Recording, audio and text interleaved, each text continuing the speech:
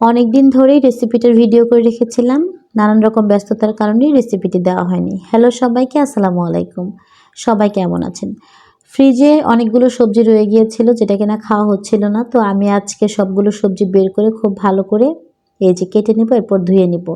নানান রকমের সবজি ছিল, একটা সবজির রেসিপি দেখাবো আজকে, যেহেতু এখন শীতকাল।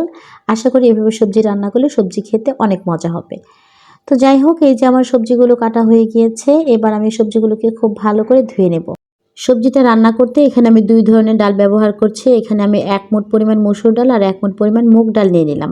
এবার ডালটাকে আমি খুব ভালোভাবে ধুয়ে নিলাম। আমি এই সবজিটা প্রেসার কুকারে রান্না করব, তাই প্রথমে ডালগুলো দিয়ে দিলাম। এবার দিয়ে দিলাম হচ্ছে সব সবজিগুলো, সামান্য একটু পানি দেব, জাস্ট 1 কাপের মতো। এবার আমি ফ্রোজেন টমেটো আর কাঁচামরিচ দিয়ে দিচ্ছি। এখানে যে মশলাগুলো দিব খুব অল্প মশলায় রান্না করব, ভিডিওটা স্কিপ হয়ে গেছে। এখানে একটুখানি আদা বাটা, রসুন বাটা, সামান্য একটু হাফ চামচেরও কম মরিচের গুঁড়া, হলুদের গুঁড়া, আর কোনো মশলা দিচ্ছি না, আর স্বাদ মতো লবণ।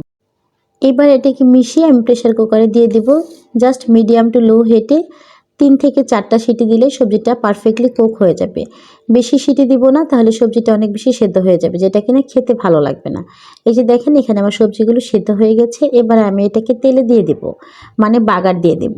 তো বাগার দিয়ে দেওয়ার জন্য এখানে আমি কড়াইয়ে দিয়ে দিব হচ্ছে সরিষার তেল, দিয়ে দিচ্ছি 5 ফোড়ন।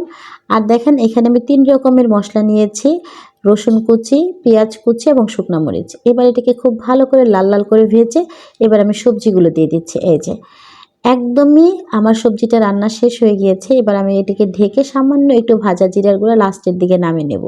যেহেতু শীতকাল হওয়ার আগে আমি সবজিটা রান্না করেছিলাম, তাই আমার বারান্দার টবে কয়েকটা ধনিয়া পাতাও ছিল, যেটা কিনা শীতের ফ্লেভার আনার জন্য আমি সামান্য একটু ধনিয়া পাতাও দিয়ে দিলাম।